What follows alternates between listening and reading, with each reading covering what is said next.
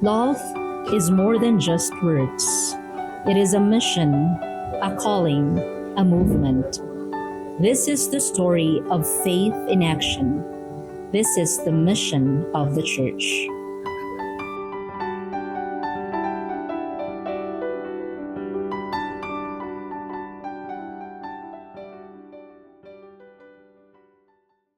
Mayong buntag, good morning. Ako di ay si Father Chris Mustaho, usa ka redemptorista nga misyonaryo. Been in the ministry for 31 years already. At present, I am in charge, the coordinator of the Redemptorist Itinerant Mission Team, conducting mission here in this beautiful island called Higatangan, which is part of Naval Diocese, particularly the Cathedral Parish.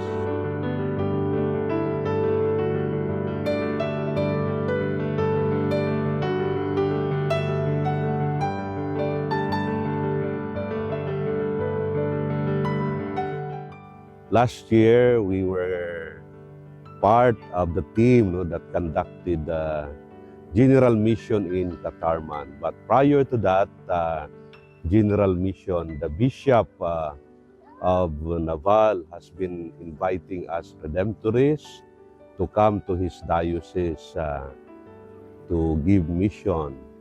So after the general mission in Katarman that lasted for a year or more than a year, so we responded to his request. Mission begins with a calling, a call to step outside of our comfort zones and reach out to those in need, whether it's feeding the spiritually hungry, healing the spiritually sick, or simply offering a hand of friendship. Every small act is a reflection of Christ's love. I'm Father Joey Trillo, CSSR, usa ka redemptorista nga misyonaryo. Kinsa si Kristo te? Kristo ang manluluwas. Manluluwas. Okay. Unsa pa? Nay. Kinsa si Kristo ang ituan? Atong Ginoo. Ginoo, Dios nga manluluwas. Ang pagtuo dinhi sa mga tao sa higatangan, usa ka saksi, usa ka timaan sa gugma sa Dios. Nga sa pipila ka panahon, usahay ang ilang pagtuo maluya, usahay ang ilang mga pagbati kay di sila makasinati sa mga panahon sa liturhiya o sa mga kasaulugan sa simbahan. Pero napabilin ang ilang pagtuo. Kaya nagasalig sila sa Dios nga tagaan sila og grasya. O kini ang misyon, usa ka grasya nga tubag sa Ginoo nga sila mapalig-on diha silang pagtuo nga mopadayon sa pagsalig sa Dios isip sumusunod diha ni Kristo.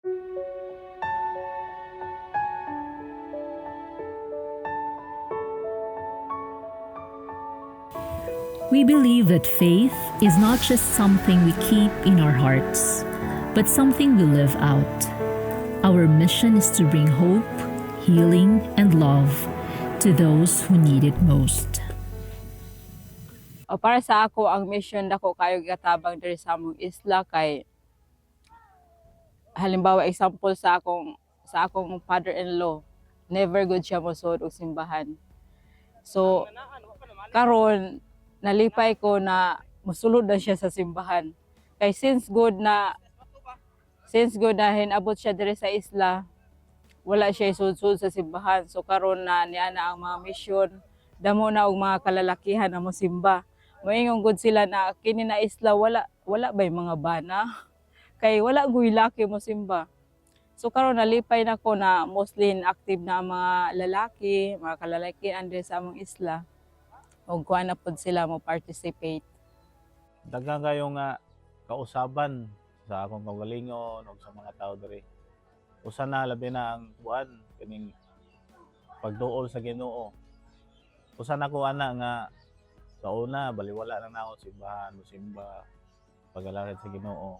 Baliwala lang. Karon murag hinahinay nagbalik pero di pag full nga balik pero hinahinay na jud, hinahinay na, anam-anam na sa pagkaron.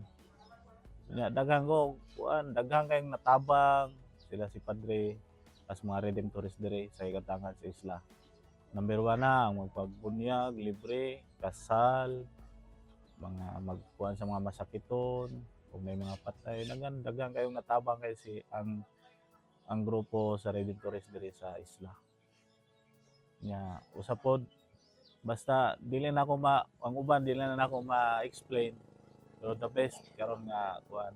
Kay talagsaon na ni nga sulod karon ang redemptorist diri sa isla. Sa akong pagka kay lumadon mango nga isla islahon nun sa akong pagkatawag sa karon pa ko nakasinati diani. Nga pasalamaton kayo ko ba nga sulod mo sa dianing isla kay murag naagyo ka baguhan sa mga tao diri. Mintuhop na ang grasya sa among pagpaningkamot, ang grasya sa paglahutay sa sakripisyo mintuhop na kay murag sa inyong pagpuyo dinhi nga hapit na mo magtulo ka buwan, murag kanang dili na ko mag-inabsent sa pagsimba, murag kuan na bitaw makonsensya ko og dili ko kasimba.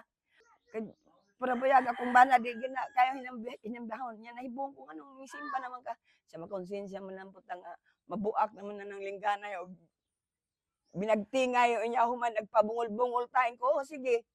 Kay pwede ra ba? Pag mamatay taron, wala tay panahon sa mga igpasaylo. Samtang buhi pa, kaning ipadayon nga unta kaning natay maiban-iban.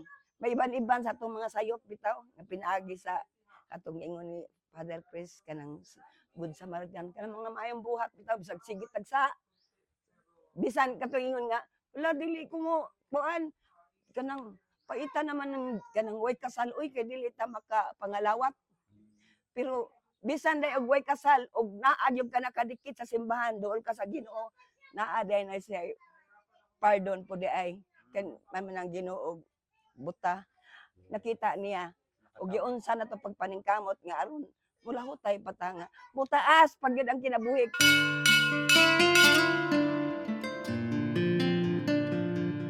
Every person we meet has a story.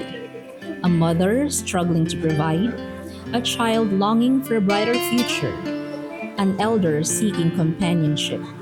In these faces, we see Christ, and in serving them, we serve Him.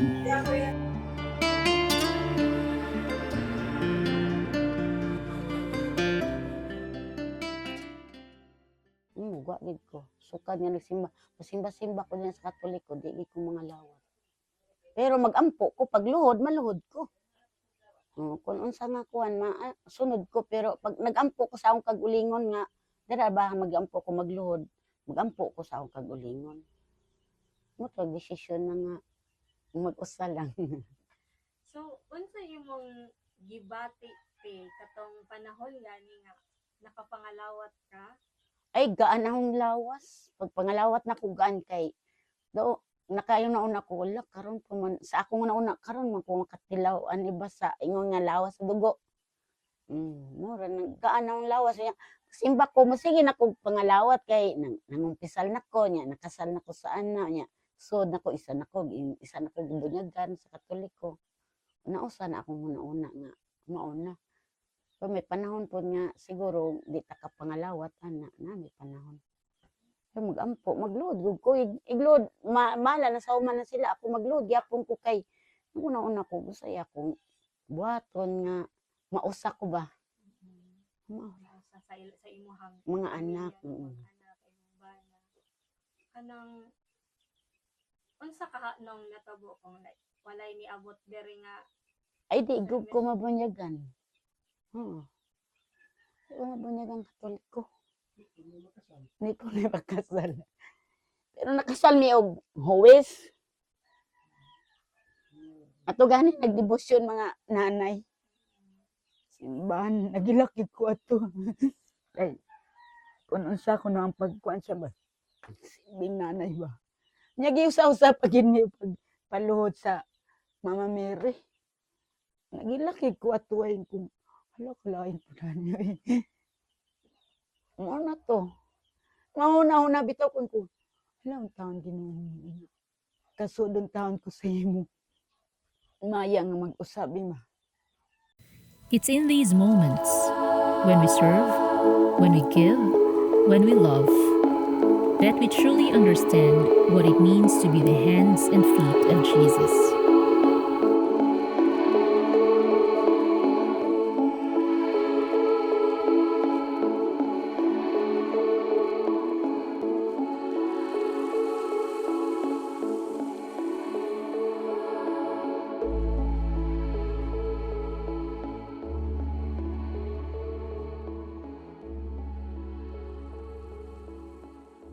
Before doing this Higatangan mission, no, I have self-doubt, no, na I can do this mission, no, because for a longer time I'm in a mission, I have a mentor, no, I have a mentor, paano ako makadasig yung tawo, pagsimba, pagtuo kang Kristo, no, pagpadasig nila pagtuo kang Kristo.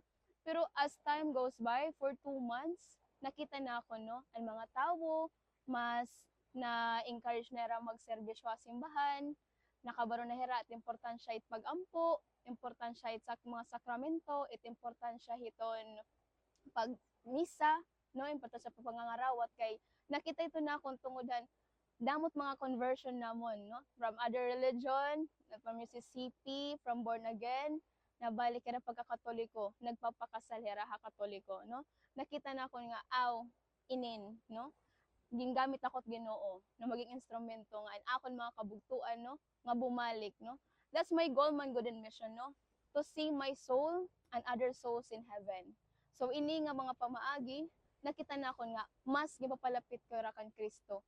Sayang ko pa man, I'm always telling this in my mission, no, nga this mission is diri akon mission.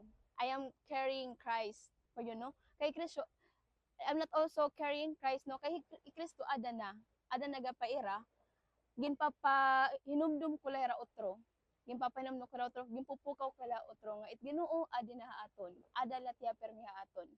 We just need to ig-open tat heart, ig-open tat mind, ig-open tat soul, pagbalik ka iya, pagserbisyo iya. That's all. Pag-abot sang mission diri, makaingon kagud na asa ang mga Katoliko kay sa kadako sa ilang simbahan more around 20 person lang ang nagsimba. Pero sang nagsugod na ang mission, salamat sa Ginoo, grasya gikan sa Ginoo nga napupuno na ang simbahan. Naaghat ang mga tatay nga magsimba, ang mga kabatan-unan naaghat na pud nga magsulod sa simbahan. Daghan na ang mga nagpapakasal, natagaan sa mga sakramento.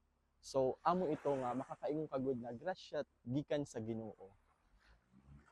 Mag-start ang among kinabuhi bilang usa ka misyonaryo sa buntag nga diri kami makakalimot nga mag-ampo kami. Naa kami morning prayer, then after morning prayer naa kami mga league work para sa pagpahinumdum sa mga katawhan sa tiarabot na ang mga aktibidades sa simbahan. San matag adlaw nga mga among gihimo mao ang pagbisita sa mga masakiton, pagbisita sa mga kalagasan, katong mga atong kabugtuan nga diri makasimba, aton kinakamusta sa irang mga tagsa-tagsa nga panimalay. Nakikita ko man gihapon ang mga tawo nga naagihapon nila anbag sa misyon. Naabot sila instrumento han Ginoo. Para sa ako nakikita ko sa era nga sila in usang tiil, kamot, no?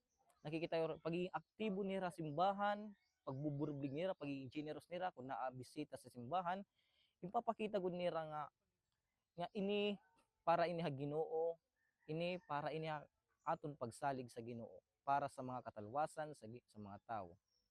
Ngan ini gipapakitahan mga tawo na igatangan nga sila inusa nga katilingban nga kaupod sa misyon sa Ginoo. A mission is not just about what we give, it's about what we build. A community bound by love and faith. When we serve together, we grow together, becoming stronger in our calling as disciples of Christ. Mga kaigsunan ko ni Kristo, nauso man gitawag ka og synodality. Nauso po na sa eskwelahan, walang iwanan. Na diha sa kanang senior citizen, walang maiiwan. Mausap ka ng tawag sa Ginoo kanatong tanan. Sa atong panaw, ato balik sa atong man isip simbahan, kita kanang dapat walang iwanan, walang maiiwan. So paningkamutan nato, na kita mismo aktibo, himsog na Kristiyano, himsog na anak sa Dios. Kung ato mahimsog lamang kita, kung kanunay kita nga mudawat sa sakramento sa atong Ginoo. Kung kanunay kitang maningkamot, wala man gyud perfecto, apan kanunay kitang maningkamot nga puy-an nato ang ngiti sa ebanghelyo, puy-an nato ang pagtulunan sa atong Ginoo. Christ's love comes to life when we choose to care. In every act of compassion, there is a message of genuine mission. Love in action, faith in motion, and Christ at the heart of it all.